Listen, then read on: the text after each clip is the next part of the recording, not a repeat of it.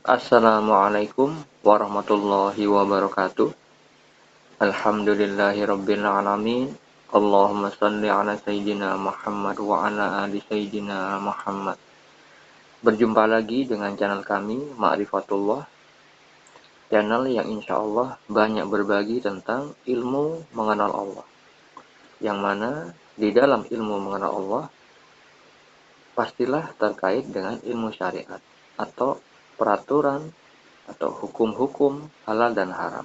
Juga terkait dengan ilmu tarekat, cara atau kaidah bagaimana di dalam pengaplikasiannya di dalam berkehidupan. Dan juga termasuk di dalamnya ilmu hakikat. Seperti halnya yang sekarang ini akan saya bagikan kepada Anda semua, yaitu tentang kisah nyata mimpi dan takwil mimpi. Karena mimpi adalah bagian dari syariat Islam yang mana Nabi Muhammad SAW bersabda di dalam Sahih Muslim. Beliau menyebutkan bahwa mimpi itu ada 3. Satu, mimpi kabar gembira, yaitu dari Allah. Yang kedua, mimpi dari setan, yaitu mimpi yang menyedihkan. Yang ketiga, mimpi karena bawaan pikiran seseorang ketika terjaga. Apabila kita bermimpi sesuatu yang buruk, yang tidak kita sukai, maka beliau menganjurkan untuk tidak menceritakannya kepada siapapun dan berlindung kepada Allah atas kejelekannya, dan hal itu tidak akan membahayakan.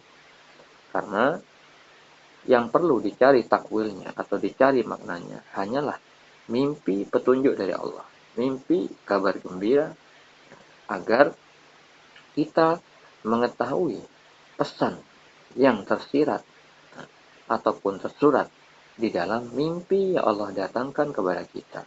Oleh karena itu, perlulah ketika seseorang itu ingin menceritakan mimpinya dengan tujuan ingin mengetahui apa takwilan atau makna di dalam mimpi tersebut, maka haruslah bertanya kepada orang yang ahli di bidangnya, ahli di bidang mimpi dan takwil mimpi. Perlu diketahui, saudara-saudariku, di dalam menakwilkan mimpi, tidak boleh seseorang itu berdasarkan ilmu membaca buku, walaupun yang dibaca itu buku tafsir tentang mimpi, walaupun itu dari alim ulama, karena setiap visual mimpi yang dialami oleh setiap orang itu berbeda-beda maknanya, tergantung dari faktor-faktor. Satu, perilaku di dalam keseharian orang tersebut. Yang kedua, amalan yang biasa dikerjakan orang tersebut. Yang ketiga, hajat yang ingin dicapai orang tersebut. 4, terkait dengan masalah yang terkait dengan orang tersebut. Misalkan dia lagi bermasalah dengan keluarganya atau orang lain. Yang kelima, bisa terkait dengan kota asal orang yang bermimpi tersebut. Dan apabila seseorang itu mimpi petunjuk dari Allah, maka petunjuk itu berbagai macam bentuknya. Ada yang berupa simbol tanpa perkataan, ada yang berupa tulisan tanpa perkataan, ada yang berupa tulisan dengan perkataan, ada juga berupa seseorang, misalkan ada orang yang meninggal atau orang tua kita yang meninggal tanpa berkata-kata, hanya memperlihatkan gestur tubuh. Yang kelima, bisa jadi Allah mendatangkan mimpi berupa orang yang sudah meninggal dengan mengatakan sesuatu. Seperti halnya yang sekarang ini saya ingin bagikan kepada Anda semua terkait dengan kisah nyata mimpi yang dialami menantu dari seorang teman yang saya kenal. Di mana teman yang saya kenal itu adalah teman kuliah saya. Dia memiliki seorang adik perempuan dan menikah dengan seorang laki yang insya Allah baik. Dan bapak dari teman saya itu ketika meninggal, beliau datang di dalam mimpi menantunya. Tetapi hal itu tidak didapatkan di dalam mimpi anak-anaknya dan istrinya. Lalu faktor apa yang membuat mimpi tersebut didatangkan oleh Allah Subhanahu wa taala yang Maha Bijaksana kepada menantunya? Nah, ini akan saya jelaskan nanti beserta dalilnya, beserta keterangan-keterangan untuk menjelaskan kenapa itu bisa terjadi. Yang pertama, saya akan jelaskan kepada Anda semua bahwa ketika manusia itu tidur, Allah menguasai manusia. Jadi, tidak hanya ketika saat terjaga, Allah menguasai manusia ketika tidur, bisa memberikan petunjuk kepada manusia yang dikehendaki melalui momen di saat tidurnya, yaitu melalui sarana gaib yang bernama mimpi. Allah Maha Gaib menciptakan sarana mimpi ya, dengan berita-berita didatangkan dengan cara yang gaib. Mimpi adalah bagian dari ma'rifatullah, ilmu mengenal Allah. Karena mimpi itu adalah perbuatan Allah, ciptaan Allah. Yang di dalam ciptaan Allah itu mengandung asma-asmanya dan sifat-sifatnya. Oleh karena itu, mimpi banyak difirmankan oleh Allah Subhanahu wa taala. Contoh-contoh mimpi dan tentang ilmu takwil mimpi dijelaskan di dalam Al-Qur'an surat Yusuf dan surat As-Saffat. Beberapa di antaranya yaitu pada surat Yusuf pada ayat 4, Nabi Yusuf alaihissalam bermimpi ketika masih anak-anak tentang simbol-simbol, yaitu matahari, rembulan, dan 11 bintang. Semuanya bersujud kepada Nabi Yusuf alaihissalam, yang mana simbol-simbol itu adalah perwakilan dari ibunya, bapaknya, dan 11 saudaranya, yang ditakwilkan oleh Nabi Yusuf alaihissalam di dalam surat Yusuf juga. Anda bisa simak sendiri di dalam Al-Quran yang memiliki terjemahan. Begitu juga di dalam surat Yusuf tersebut ada contoh-contoh mimpi yang lain terkait dengan takdir. Allah terkadang memberikan petunjuk melalui takdir yang akan terjadi melalui mimpi. Seperti hanya tadi, Nabi Yusuf alaihissalam bermimpi tentang simbol-simbol yang mana itu tentang takdir yang akan terjadi terkait dengan keluarga Nabi Yusuf alaihissalam yang semuanya tunduk, patuh di bawah kekuasaan Nabi Yusuf alaihissalam. Tapi kejadian nyatanya terjadi di saat beliau sudah dewasa. Nah, di situ adalah dalil atau keterangan bahwa mimpi itu tidak selamanya berlaku hanya sehari atau 2 hari, melainkan bisa puluhan tahun baru terjadi. Begitu juga tentang takdir yang akan terjadi tentang musim kemarau atau musim paceklik yang dialami oleh seorang raja Mesir di dalam surat Yusuf, yaitu simbol-simbol sapi betina yang gemuk, 7 sapi betina yang gemuk dimakan 7 sapi betina yang kurus, dan tentang 7 tangkai gandum yang hijau dan 7 tangkai gandum yang kering. Itu terkait dengan musim kemarau yang panjang yang akan terjadi. Sehingga Nabi Yusuf alaihissalam dimintai bantuan untuk menakwilkan mimpi tersebut. Karena simbol-simbol yang Allah datangkan tersebut hadir tanpa ada perkataan, tanpa ada petunjuk berupa suara, melainkan hanya simbol-simbol saja. Nah, oleh karena itu, orang yang bisa menakwilkan mimpi haruslah sudah mencapai makom hakikat, di mana ketika melihat segala sesuatu terlihat makna. Seperti hanya Sultanul Aulia Syekh Abdul Qadir Al-Jilani mengatakan demikian. Melihat bentuk, memahami makna. Itulah orang-orang yang duduk di makom hakikat. Jadi, tidak bisa mentakwilkan mimpi itu dengan membaca buku tafsir ataupun buku primbon. Melainkan orang itu sudah dimampukan oleh Allah Subhanahu wa taala ya, mengetahui makna-makna yang memang hal itu ada dari perbendaharaan ilmu Allah, bukan dari prasangka belaka. Begitupun saya ketika membuat channel ini, saya dapat anjuran dari Allah Subhanahu wa taala di dalam mimpi kurang lebih 7 tahun yang lalu. Baik itu mimpi yang dialami saya sendiri maupun istri saya. Dan itu terjadi berulang kali. Tidak sekali, tidak dua kali. Bahkan ada pemberitahuan bahwa ketika saya tidak melakukan hal ini, akan terjadi bencana yang besar kepada orang-orang lain, ya, yang itu terkait dengan kebodohan tentang makna-makna mimpi, sehingga bisa meremehkan mimpi atau berkata asal-asalan terkait mimpi. Karena mengatakan sesuatu tentang mimpi dengan asal-asalan, dengan hawa nafsu, sama saja pada hakikatnya berbuat fitnah atas perbuatan Allah. Karena Allah tidak menurunkan hujah atas itu. Maka hal ini akan terkait dengan bencana yang dialami banyak orang. Karena banyak sekali ternyata orang yang membuat channel YouTube tentang mimpi. Saya baru tahu ketika ada anjuran untuk menceritakan mimpi ini di YouTube, maka sangat perlu kiranya saya menjelaskan bagaimana cara yang benar di dalam menakwilkan mimpi. Oleh karena itu, saya di sini dalam rangka mengikuti anjuran Allah Subhanahu wa taala, menjelaskan seterang-terangnya sebatas kemampuan yang diberikan kepada saya. Saya tidak memahami semua mimpi, melainkan ada keterbatasannya, ada batasannya. Sebagaimana Nabi Khidir alaihissalam ketika bertemu Nabi Musa alaihissalam yang dikisahkan di dalam Al-Quran, beliau mengatakan kepada Nabi Musa alaihissalam bahwa ilmu kita, ilmu manusia itu seperti burung yang mematuk air pada permukaan air laut yang sangat luas.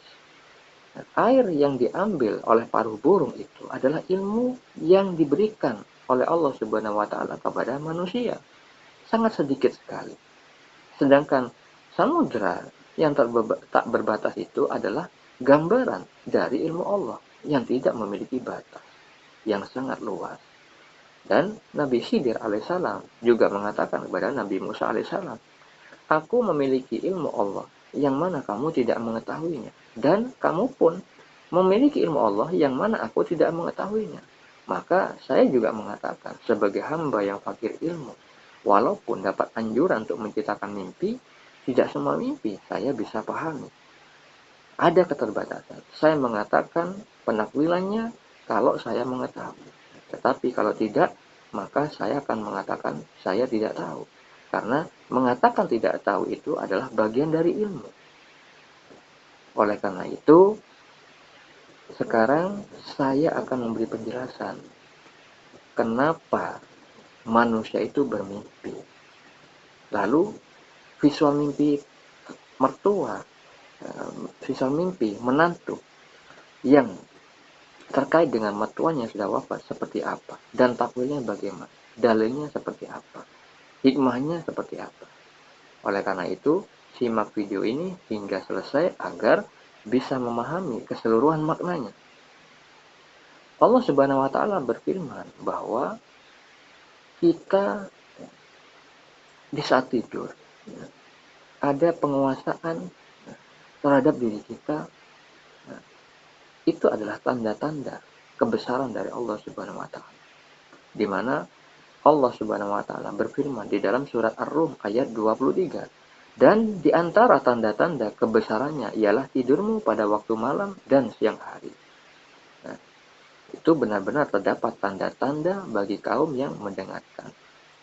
Di dalam surah Ar-Ra'd ayat 9, Allah Ta'ala berfirman, "Allah yang mengetahui semua yang gaib dan yang nyata, yang maha besar, maha tinggi." Di dalam surat Al-An'am ayat 73, Allah Ta'ala berfirman, "Dia mengetahui yang gaib dan yang nyata. Dialah yang maha bijaksana, maha teliti." Di dalam surat Al-Hijr ayat 86, "Sungguh Tuhanmu, dialah yang maha pencipta, maha mengetahui." Di dalam surat Al-Baqarah ayat 216, Allah Ta'ala berfirman, "Allah mengetahui sedang kamu tidak mengetahui." Di dalam surat Al-Hijr ayat 75, Allah Ta'ala berfirman, sungguh pada yang demikian itu benar-benar terdapat tanda-tanda kekuasaan Allah bagi orang yang memperhatikan tanda-tanda. Lalu, bagaimana visual mimpinya? Mertua teman saya, yang mana saya kenal keduanya, teman saya yang memiliki bapak yang sudah meninggal ini adalah teman kuliah saya. Sedangkan menantunya itu juga saya mengenalnya. Jadi saya sering menginap di rumah teman saya itu. Ketika dulu saya belum menikah, saya sering sharing-sharing sama teman saya itu untuk masalah uh, pertemanan, masalah-masalah umum.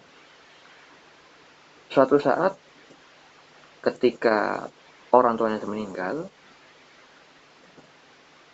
menantunya diberikan petunjuk oleh Allah Subhanahu wa taala melalui mimpi tentang mertuanya sudah meninggal itu, yaitu bapak dari teman saya. Visualnya intinya di dalam mimpi itu beliau yang sudah wafat itu memberikan amanah, memberikan pesan kepada menantunya bahwa ada barang yang ada di lemari itu, kresek berwarna hitam, disuruh dikembalikan kepada kantor di mana mertuanya ini bekerja. Jadi inti dari visual mimpi yang dialami menantu yang mendapatkan petunjuk itu adalah seperti itu. Diberikan amanah untuk mengembalikan barang yang ada di dalam kresek hitam. Ketika terjaga dari tidurnya, beliau melihat di dalam lemari itu seperti yang ada di dalam mimpinya. Ternyata benarlah adanya. Ada kresek warna hitam, lalu mengikuti amanah yang dianjurkan oleh mertuanya yang sudah wafat itu, maka dikembalikanlah kepada kantornya. Nah, itu sekilas tentang visual mimpi dan kejadiannya setelah bermimpi. Lalu, apa yang bisa kita ambil hikmahnya dari kejadian itu? Pertama, kenapa mimpi tersebut Allah datangkan kepada menantunya, bukan kepada teman saya, yaitu sebagai anak kandungnya. Dan teman saya itu punya kakak juga yang masih muda dan adiknya juga masih muda. Dalam satu rumah dengan orang tuanya ketika masih hidup. Ibunya teman saya itu juga masih hidup. Kenapa tidak didatangkan mimpi itu kepada istrinya, kepada anak kandungnya? Kenapa kepada menantunya? Nah, ini dari hasil analisa saya terhadap orang-orang yang bermimpi. Ini kebanyakan orang yang tidak bermimpi ini ada masalah dengan kerohaniannya. Terkait dengan mimpi, itu adalah alam ruh, bukan alam jasad. Sehingga kita mengingat apa yang disabdakan di dalam hadis riwayat Imam Bukhari, di mana Nabi Muhammad SAW bersabda, ruh-ruh itu seperti pasukan yang mengelompok, maka ruh-ruh yang saling kenal akan menjadi akrab. Adapun ruh-ruh yang tidak saling kenal akan menjadi saling tidak cocok. Maknanya, Allah menciptakan ruh itu sesuai dengan jenisnya. Apabila ruh baik bertemu ruh yang baik, maka akan akrab, akan menyatu. Tapi apabila ruh buruk ketemu ruh baik, itu akan berselisih. Saling tidak cocok, tidak menyatu. Begitu juga ketika seseorang bermimpi tentang orang yang baik dari sudut pandang Allah, maka yang bermimpi pastilah memiliki hal yang baik dari sudut pandang Allah. Sedangkan yang terjadi pada teman saya, yang mana dia itu sebagai menantu dari mertuanya, itu saya melihatnya orang ini baik karena ketika saya menginap sangat pagi-pagi sekali, menantunya itu sudah bangun. Insya Allah dia sudah sholat subuh. Berbeda dengan teman saya tidak pernah ketika saya menginap itu melihat teman saya itu ibadah. Begitu juga ibunya. Karena ibunya sendiri mengatakan kepada saya, bercerita bahwa diri beliau itu tidak sholat. Dan di dalam kesehariannya, saya melihat ketika saya sering menginap di sana, ibu teman saya ini uh, terikat dengan hutang piutang yang mengandung riba, mengandung bunga. Nah, itulah beberapa perilaku dari istri seorang suami yang sudah wafat. Kita ketahui kalau misalkan seorang itu meninggalkan sholat dengan sengaja, maka itu dosa yang besar. Begitu juga ketika orang itu bersentuhan dengan hutang piutang yang di dalam praktik itu ada sistem riba, yaitu ada pengembalian harus berbunga, maka hal itu juga dosa besar. Seperti halnya sabda Nabi Muhammad SAW terkait nasabah, itu sama saja dosanya dengan para pelaku, dengan saksi.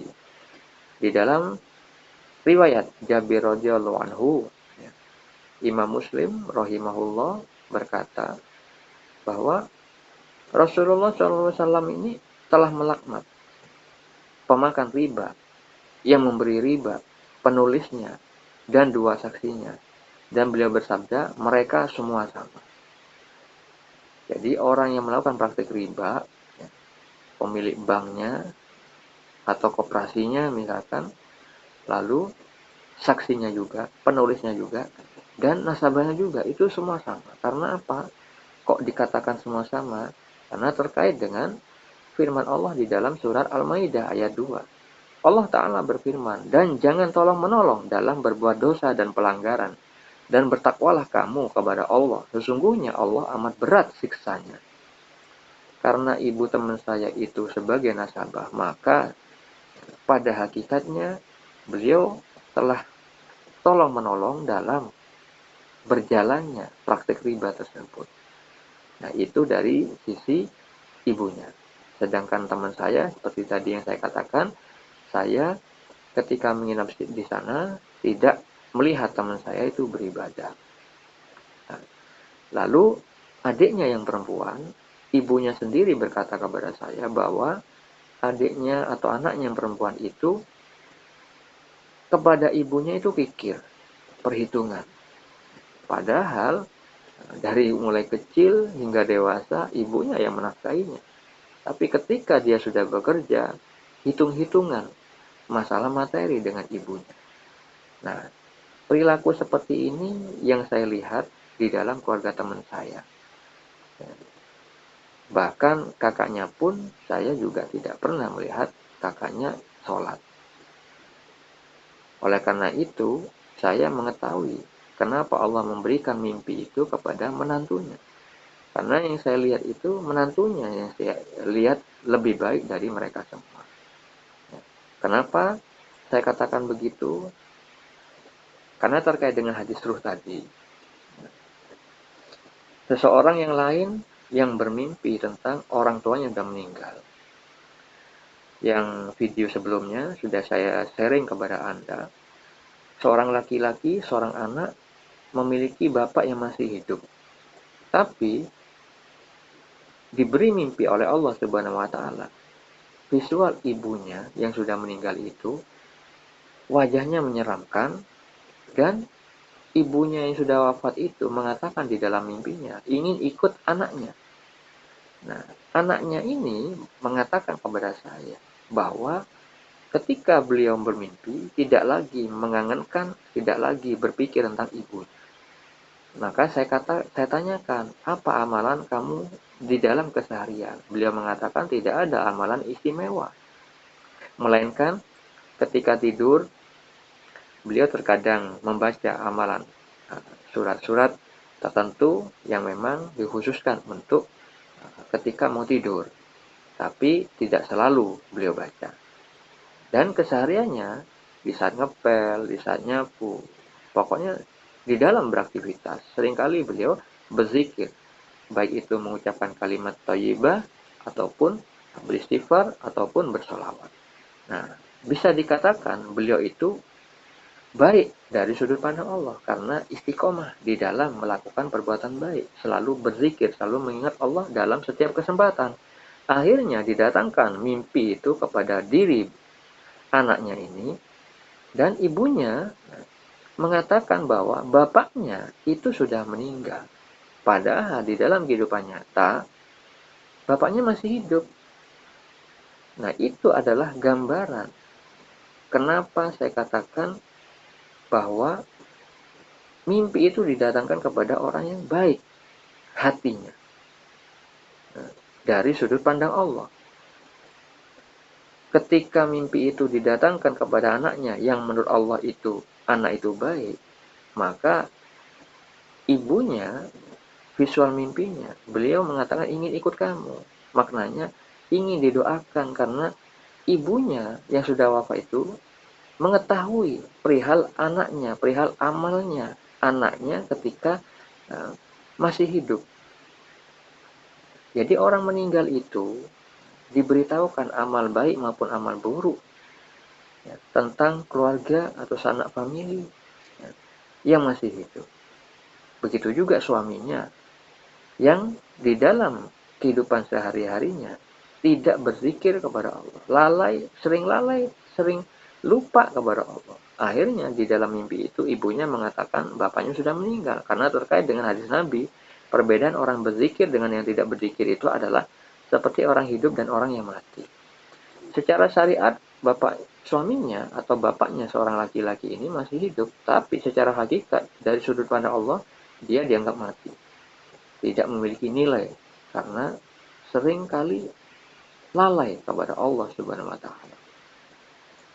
Yang mana hal itu disebutkan di dalam hadis Abu Daud.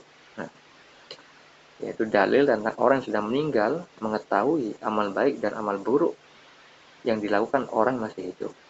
Telah menceritakan kepada kami Abdul Wahab bin Abdul Hakam Al-Khazzaz, telah mengabarkan kepada kami Abdul Majid bin Abdul Aziz bin Abu Rawat dari Ibnul Juraij dari Al-Muttalib bin Abdullah bin Hattab, bukan Umar bin Khattab ya, tapi Abdullah bin Hattab. Dari Anas bin Malik, dia berkata, Rasulullah SAW bersabda, telah diperlihatkan kepadaku pahala-pahala umatku hingga perbuatan seseorang yang mengeluarkan kotoran dari masjid. Dan juga diperlihatkan kepadaku dosa-dosa umatku, dan saya tidak mendapatkan dosa yang lebih besar yang dikerjakan umatku daripada dosa seorang yang telah menghafal suatu surat atau ayat dari Al-Quran yang kemudian dia melupakannya. Ya, dari Anas bahwa Rasulullah SAW bersabda, sungguh amal kalian disampaikan kepada kerabat dan kawan yang telah mati. Jika amal baik, maka mereka bahagia. Jika tidak baik, maka mereka berdoa, ya Allah, jangan matikan mereka sebelum Engkau beri hidayah kepada mereka seperti Engkau memberi hidayah kepada kami. Hadis riwayat Ahmad. Di dalam hadis riwayat Tabrani, Rasulullah SAW bersabda, sungguh amal kalian disampaikan pada keluarga dan kawan. Jika amal baik, maka mereka bahagia. Kata mereka, ya Allah, beri ilham padanya amal soleh yang Engkau ridhoi. Nah, itu terkait dengan orang yang sudah meninggal yang diperlihatkan amal baik maupun amal buruk dari orang yang masih hidup. Begitu juga yang dialami seorang laki-laki yang tadi saya katakan kepada Anda bahwa ruh beliau baik menurut sudut pandang Allah.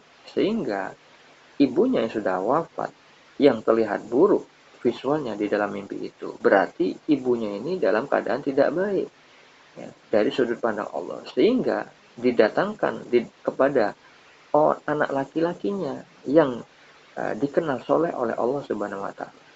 Yang tujuan mimpi tersebut adalah agar anak tersebut menolong ibunya yang sudah wafat itu dengan amal-amal yang soleh, amal-amal baik.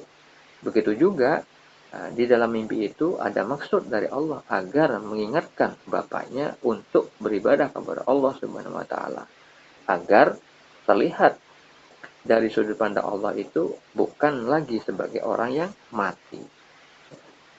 Nah, begitu juga dengan yang dialami teman saya ini. Mimpi itu didatangkan kepada beliau karena dari sudut pandang Allah, ya, teman saya yang menantu ini, sebagai menantunya ini, bukan teman saya yang teman kuliah ini, itu sudut pandang Allah bagus. Maka lebih tepat mimpi tersebut didatangkan kepada beliau. Lalu, untuk membuktikan bahwa apa yang saya katakan itu benar, ketika saya mengetahui bahwa mimpi itu didatangkan kepada menantunya dan saya tahu penyebab itu, kenapa mimpi itu didatangkan kepada menantunya saja, ke anak-anaknya kandungnya tidak, ke istrinya tidak, maka saya anjurkan kepada teman saya yang saya lihat tidak beribadah itu, saya katakan untuk mengaji. Lalu pada waktu yang lain, saya pernah menginap lagi, saya dapati teman saya sudah mengaji. Nah, setelah seperti itu, saya lihat, maka saya tanyakan kepada ibunya, apakah teman saya itu pernah bermimpi? Akhirnya, terbuktilah firasat saya itu, ibunya mengatakan bahwa teman saya sudah bermimpi tentang apa keadaan bapaknya. Keadaan bapaknya itu sudah baik berkumpul dengan salah seorang ustadz yang dikenal baik di kampungnya, yang juga meninggal. Nah, ini adalah bukti dari apa yang sudah saya analisa itu ternyata benar. Sebelumnya mimpi itu didatangkan kepada menantunya karena teman saya masih jauh keadaannya dari kedekatan kepada Allah. Tapi ketika teman saya itu mulai mengaji, mulai mendekat kepada Allah, akhirnya Allah memberikan petunjuk tentang keadaan orang tuanya. Tapi ibunya belum mendapat mimpi tentang keadaan suaminya yang sudah wafat itu. Nah, itu seperti itu saudara-saudariku. Kenapa mimpi itu didatangkan kepada menantunya di saat yang pertama kali wafat. Ketika mertuanya wafat, pasca kematiannya itu mimpinya hanya diberikan kepada menantu, bukan kepada anak, bukan kepada istrinya.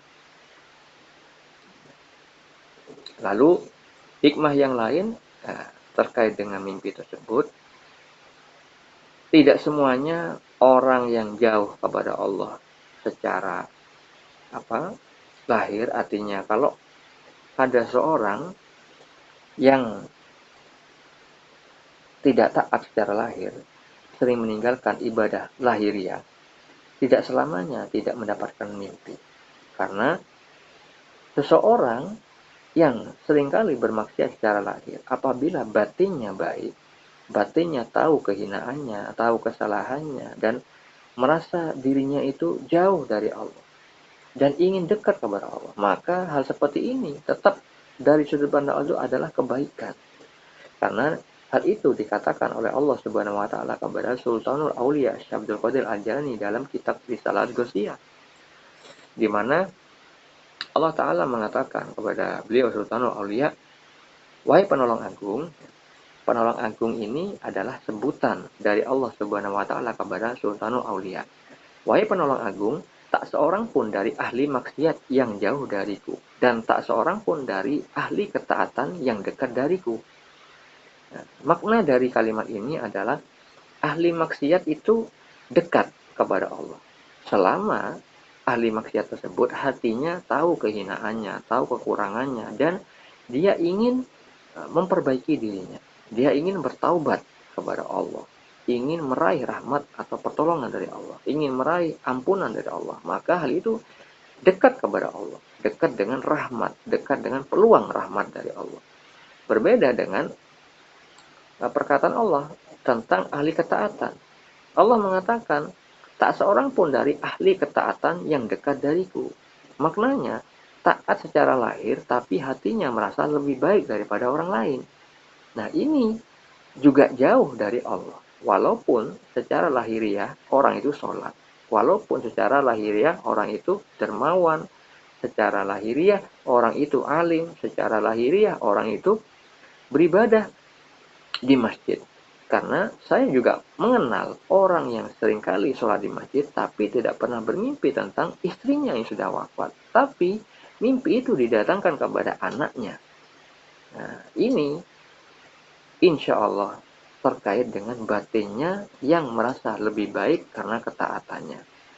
Seperti hanya contoh teman saya yang lain, dia sudah hijrah. Yang dulunya sering meninggalkan sholat, dia anak band, lalu akhirnya dia merasa dirinya jauh lebih baik ketika sudah hijrah. Dia sudah taat kepada Allah, sholat, mendengarkan ceramah. Tapi di mimpinya didatangkan visual rembulan hancur. Maka saya katakan, kamu saat ini dalam keadaan buruk dari sudut pandang Allah. Dia heran, lah kok bisa? Saya sekarang justru sering mendengarkan ceramah. Saya sekarang sudah sholat. Nah itu masalahnya. Ketaatanmu itu yang menjauhkan kepada Allah. Bukan masalah taat sholatmu, tapi dampak dari ketaatan kamu itu yang mana hal itu menimbulkan batin kamu rusak. Kamu merasa lebih baik karena ketaatanmu, sehingga merendahkan orang lain.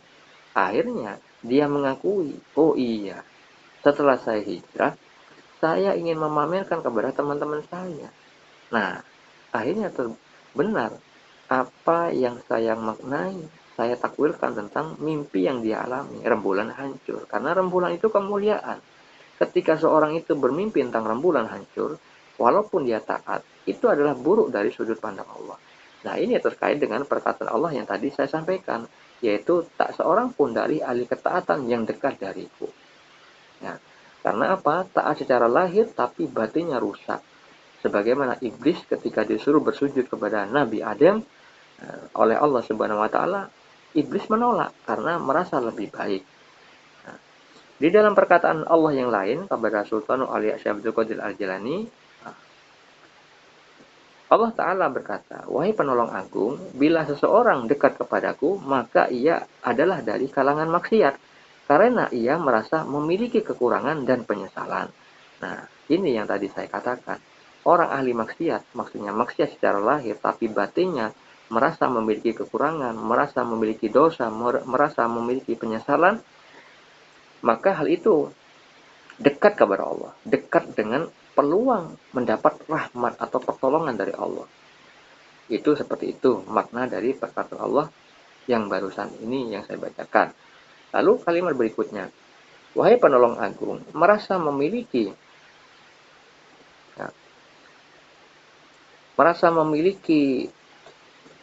kekurangan merupakan sumber cahaya, dan mengagumi cahaya diri sendiri merupakan sumber kegelapan. Nah, ini juga sama, pada hakikatnya maknanya sama. Memiliki kekurangan merupakan sumber cahaya. Maknanya apabila seorang yang di dalam hatinya tidak merasa lebih baik daripada orang lain, walaupun dia itu dalam ketaatan, maka itu adalah sumber cahaya. Allah akan memberikan rahmat, naungan, ya, kepada orang seperti itu. Berbeda lagi dengan perkataan Allah tentang mengagumi cahaya diri sendiri merupakan sumber kegelapan. Nah, ini terkait dengan orang yang membanggakan dirinya sendiri, orang yang merasa lebih baik daripada orang lain. Sehingga Allah membiarkan setan merasuki jiwanya. Sehingga kesombongan, ya, ujub, bangga atas diri, ya, dimiliki orang-orang seperti itu. Maka itulah sumber kegelapan. Karena apa? Setan-setan yang menguasai. Allah membiarkan dia dengan kesesatannya tapi tanpa disadarinya. Karena dia lagi dalam keadaan taat secara lahir. Seolah-olah dia memang taat, padahal dia tertipu. Tertipu dari ketaatannya. Karena banyak orang yang melupakan bahwa di dalam ketaatan itu ada peluang kemaksiatan. Dan di dalam kemaksiatan ada peluang ketaatan. Allah Maha Adil. Ya, sehingga semua keadaan bisa menjadi peluang selamat ataupun peluang bencana. Nah, hal seperti itu tidak diketahui oleh hati-hati yang buta mata hati. Hati-hati yang masih kotor karena terhijab karena dosa. Sebagaimana Nabi Muhammad SAW bersabda, jika kolbu atau hati itu rusak, maka niscaya, percayalah, seluruh anggota badannya rusak. Maknanya, apabila seseorang itu selalu bermaksiat sehingga membuat titik-titik hitam di hatinya, sehingga hatinya tertutup, terhijab, terhalang karena dosa-dosa itu, sehingga dia selalu menimbulkan, selalu melahirkan perbuatan-perbuatan lahiriah mengandung dosa. Nah, ini akhirnya apabila orang tidak memahami keadaan yang seperti itu, dia bisa celaka apabila sampai seperti itu terus sampai wafat. Ya, maka Allah memberikan penegasan tentang ahli maksiat dan ahli taat, mereka semua tertutupi. Ya, karena apa? Karena perbuatan mereka. Dengan perkataan, wahai penolong agung, ahli maksiat akan tertutupi oleh kemaksiatannya. Dan ahli taat akan tertutupi oleh ketaatannya. Maknanya, orang yang berdosa, orang melakukan perbuatan salah, dia akan terhalang dari kedekatan kepada Allah. Begitu juga ahli taat, dia juga terhalang kepada Allah. Karena ketaatan lahiriahnya itu disertai dengan batin yang merasa lebih baik, dengan sikap-sikap tercela di dalam hati. Maka semuanya tertutup dari kedekatan kepada Allah. Tapi Allah memberikan penjelasan tentang dua keadaan itu, bisa menjadi dekat kepada Allah dan juga bisa menjadi jauh. Di dalam perkataannya, Allah berkata kepada Sultan Aulia, wahai penolong aku dekat dengan pelaku maksiat setelah ia berhenti dari kemaksiatannya. Dan aku jauh dari orang yang taat setelah ia berhenti dari ketaatannya. Jadi kalau misalkan ada pelaku maksiat yang berhenti dari maksiat setelah dia mengakui bahwa dirinya kurang, merasa punya kekurangan, keaiban, penyesalan, akhirnya bertobat dengan taubatan nasuha, bersungguh-sungguh tidak melakukan lagi, maka hal itu dekat dengan rahmat Allah karena berhenti dari kemaksiatannya. Tapi Allah jauh ya, terhadap orang yang taat, yang berhenti dari ketaatannya. Oleh karena itu, Allah mengatakan, sampaikan kabar gembira kepada para pendosa tentang adanya keutamaan dan kemurahan. Dan sampaikan berita kepada para pengagum diri sendiri tentang adanya keadilan dan pembalasan. Itu terkait dengan keadaan kerohanian seseorang, yang mana hal itu terkait dengan kenapa ada orang yang taat secara lahir tapi susah mendapat petunjuk melalui mimpi. Yaitu tadi, kemungkinannya ada sifat-sifat tercela di dalam hatinya.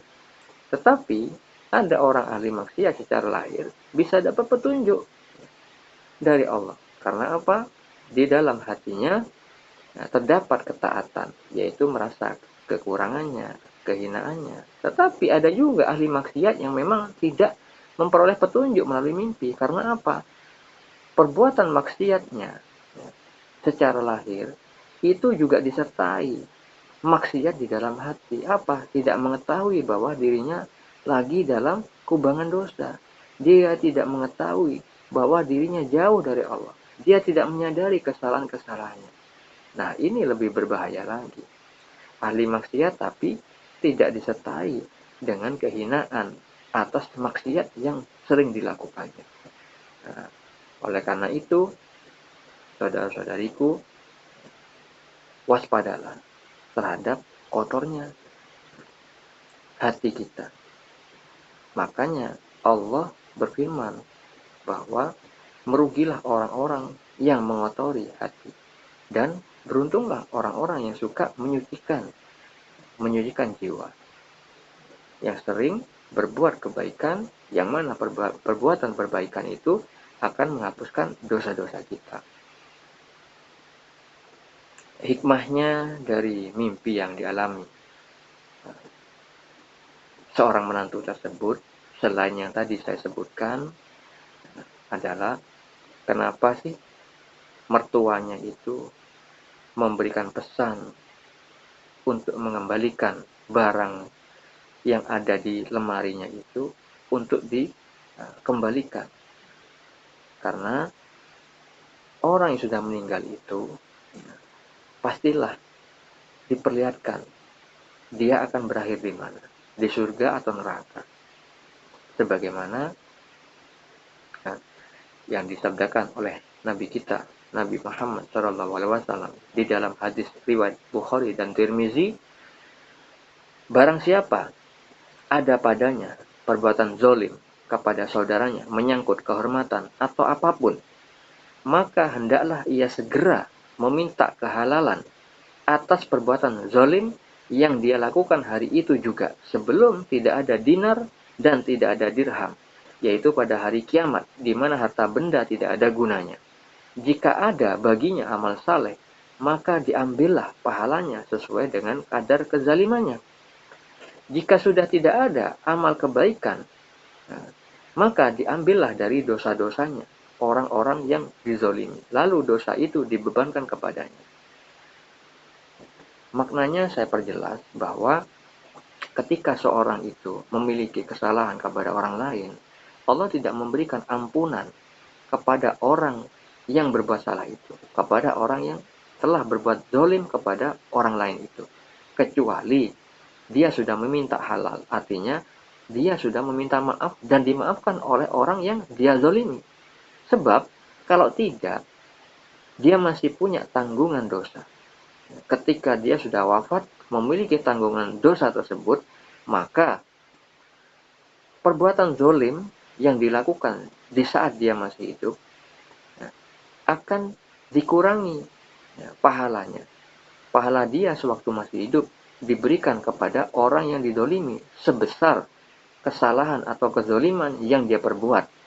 Atau ketika orang itu sudah meninggal, belum minta maaf, dan ternyata setelah dia wafat tidak memiliki amal baik apapun karena terlalu banyak dosa ketika dia masih hidup, maka dosa orang yang dizolimi itu akan diberikan kepada orang yang zolim ini sebesar perbuatan dosa yang dia lakukan di saat di dunia.